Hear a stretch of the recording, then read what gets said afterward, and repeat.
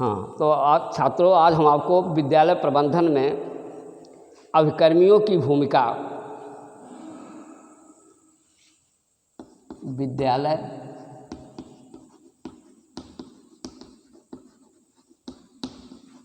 में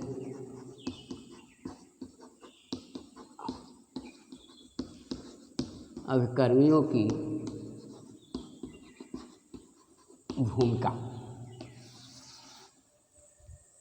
के विषय में हम आपको बताएंगे कि अभिकर्मी विद्यालय में के प्रबंधन को, विद्यालय की शैक्षिक व्यवस्था को, विद्यालय के हर चीज़ को, विद्यालय की उन्नति के लिए, अच्छी पढ़ाई के लिए, अच्छे प्रकार से उसकी प्रगति के लिए विद्यालय के में जितने भी अभिकर्मी हैं अर्थात कार्य करने वाले हैं, विद्यालय का संचालन करने वाले हैं, विद्यालय की प्रगति करने वाले हैं, विभिन्न कर्मचारी, अभिभावक, प्रबंधक, प्रधानाध्यापक, अध्यापक, शिक्षकेतर कर्मचारी, सभी की क्या भूमिका है, इस विषय में हमको आपको बताना है। देखिए, यद्यपि विद्यालय की शिक्षा व्यवस्था को सुचारू रूप से चलाने के लिए सभी कर्मियों का योगदान बहुत महत्वपूर्ण होता है। अब इनमें आपको प्रधानाध्यापक की भूमिका क्या है, ग्राम शिक्षा समिति की भूमिका का क्या रोल है, मातृ शिक्षक संघ का क्या रोल है, माता शिक्षक संघ का स्वरूप कैसा है, मीना मंच क्या है, सामुदायिक सहभागिता का क्या की भूमिका क्या है, समुदाय की क्या भूमिका है, समाज की क्या भूमिका है, अभिभावक की क्या शिक्षा में भूमिका है विद्यालय प्रबंधन में। तो इन सब चीज़ों को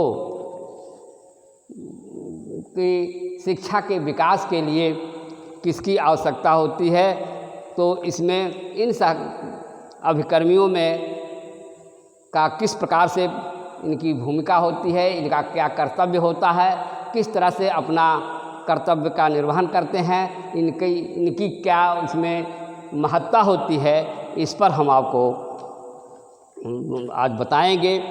तो सबसे पहले हम आपको बताएंगे कि प्रधानाध्यापक की भूमिका विद्यालय प्रबंधन में सबसे पहला हम आपको बताएंगे प्रधानाध्यापक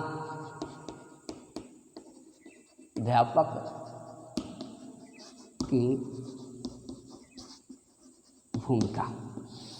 विद्यालय प्रबंधन में प्रधानाध्यापक की बड़ी अहम भूमिका होती है। वह उसी के नेतृत्व में विद्यालय का संचालन होता है। एक कुशल प्रधानाध्यापक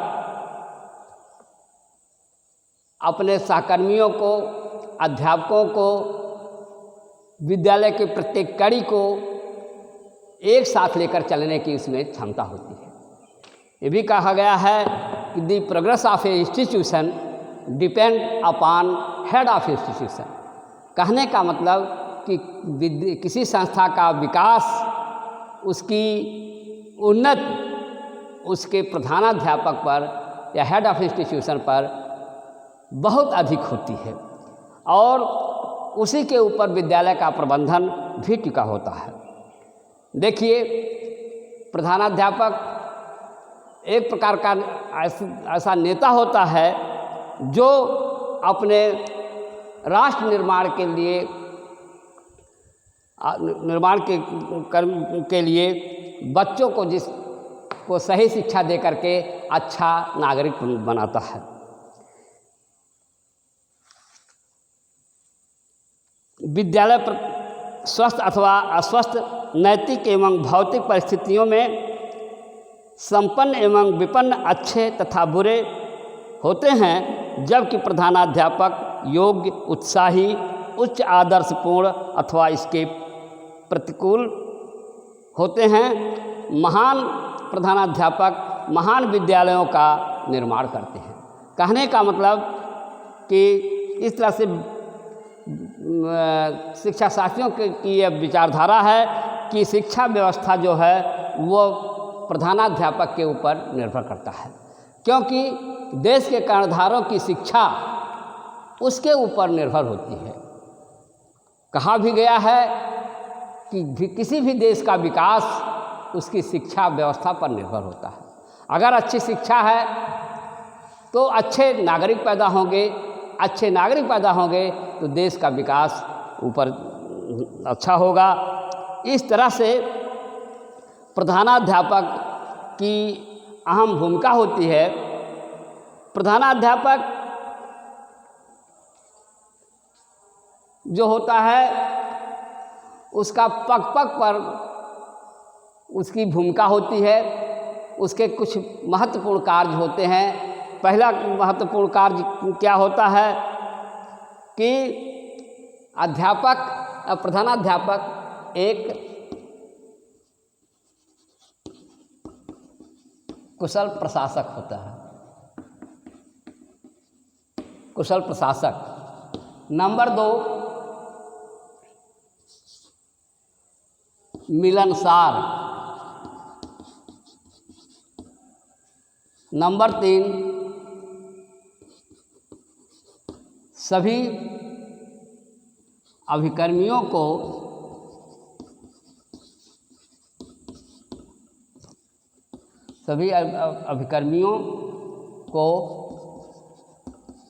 एक साथ लेकर चलने की क्षमता। नंबर 4,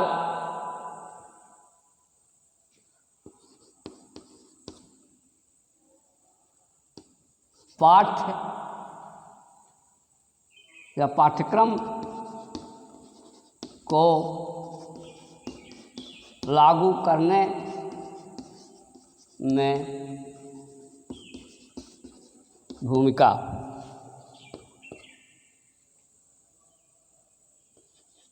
उचित मार्गदर्शक। शिक्षा के लिए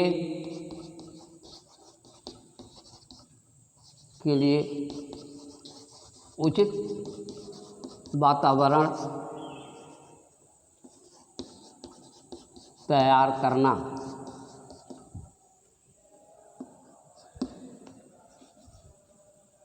प्रशासनिक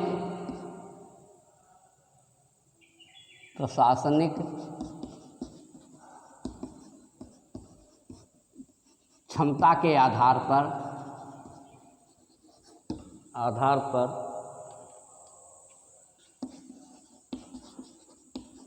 शिक्षण व्यवस्था। विद्यालय के समस्त कार्यों का उचित ढंग से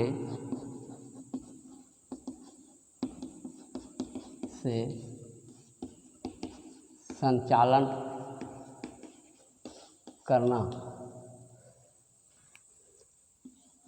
9, अन्य। देखिए, प्रधान शिक्षा में, विद्यालय प्रबंधन में एक प्रधानाध्यापक की अहम भूमिका होती है। नंबर 1, वह एक कुशल प्रशासक होता है। वह किस तरह से शिक्षण की व्यवस्था करनी है, बच्चों के बैठने की व्यवस्था करनी है, कौन टीचर किस प्रकार से पढ़ा सकता है, क्या उसमें कमी है, उसको उचित मार्गदर्शन करना, सही शिक्षा देने के लिए सही रूप से उसके साथ व्यवहार करना, जहाँ जैसी स्थिति होती है, एक कुशल प्रशासक के रूप में प्रधानाध्यापक की भूमिका बहुत महत्वपूर्ण होती है। नंबर 2, वह एक मिलनसार व्यक्ति होता है। जैसे नेता होता है, अपने सभी लोगों को, सभी देश के वासियों, सभी अपने क्षेत्र के लोगों के साथ मिल करके वो काम करता है, उसी प्रकार से प्रधानाध्यापक भी एक मिलनसार व्यक्तित्व का व्यक्ति होता है। वह सबको एक साथ लेकर चलने की उसमें क्षमता होती है। बच्चों के साथ कैसा व्यवहार करना चाहिए, अपने सहकर्मियों, अध्यापकों, कर्मचारियों के साथ कैसा व्यवहार करना चाहिए, मिलजुल करके ही शिक्षा की व्यवस्था आगे बढ़ाई जा सकती है, इस सोच से उसकी अहम भूमिका होती है।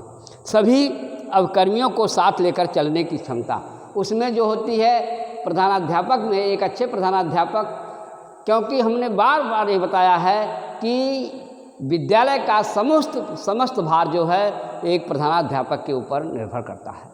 जैसा प्रधानाध्यापक होगा उसी प्रकार से विद्यालय का संचालन होगा।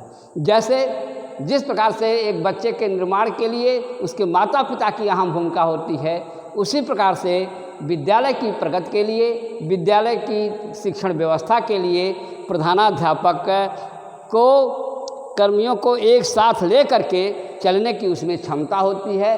अगर ऐसी क्षमता है तभी विद्यालय का पूर्ण रूप से विकास हो पाएगा, उसका सही रूप से प्रबंधन हो पाएगा और उसकी शिक्षण व्यवस्था सही रूप से संचालन होती है। नंबर 4, पाठ्यक्रम को लागू करने में भूमिका। देखिए, प्रधानाध्यापक केवल एक प्रशासक ही नहीं, वह एक अच्छा शिक्षक भी होता है। उसको ये ज्ञान होता है कि हम क्या क्या पाठ्यक्रम अपने यहाँ लागू करें, उसके लिए कौन सी पुस्तक उपयुक्त होगी, हमारे यहाँ क्या चल सकता है, क्या बच्चों के भविष्य के लिए कौन सा पाठ्यक्रम लागू किया जाए, उसके लिए कौन सी पुस्तकें उपलब्ध कराई जाएं, किस रूप में विषय वस्तु का अध्ययन करके वह जो है इसको लागू करने के लिए अहम भूमिका निभाता है। उसी के आधार पर विद्यालय में पाठ्यक्रम लागू करने का संचालन होता है। उचित मार्गदर्शक, प्रधानाध्यापक जो होता है, उसी के मार्गदर्शन पर विद्यालय के समस्त कार्य संचालित होते हैं।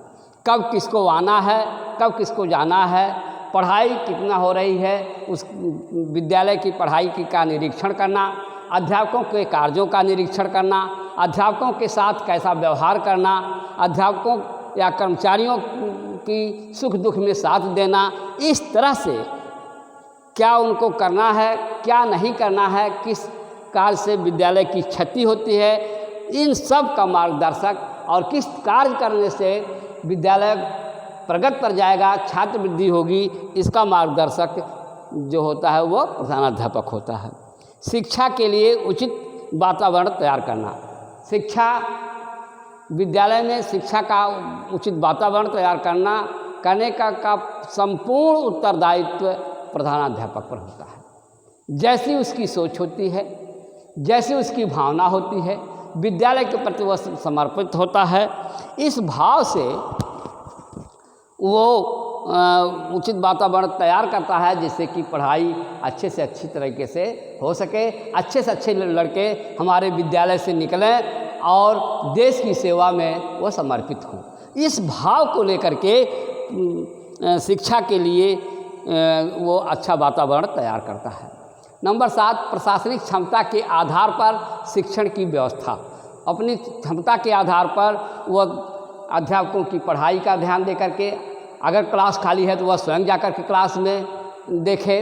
इन सब चीज़ों के आधार पर प्रधानाध्यापक जो है शिक्षण व्यवस्था देखता है। विद्यालय के समस्त कर्मियों का उचित ढंग से संचालन करना, क्या काम करना है, कैसे करना है, किस प्रकार से टाइम टेबल लागू करना है, कब क्या पढ़ाना लिखाना है, इन सब का संचालन जो है वह विद्यालय के समस्त कर्मचारियों को साथ लेकर के चलता है। और इसके साथ ही प्रधानाध्यापक की समझिए कि समस्त, जैसे टाइम टेबल लगाना, स्टाफ पढ़वाना, बच्चों को सहगामी क्रियाएं कराना, भ्रमण कराना, उनको टूर कराना, वाद विवाद प्रतियोगिता कराना, खेल कूद कराना, सब कुछ प्रधानाध्यापक के कर्तव्य पर, उसकी योग्यता पर निर्भर करता है, जिससे विद्यालय का अधिक से अधिक विकास हो सके और शिक्षा व्यवस्था जो है सुचारू रूप से चल सके।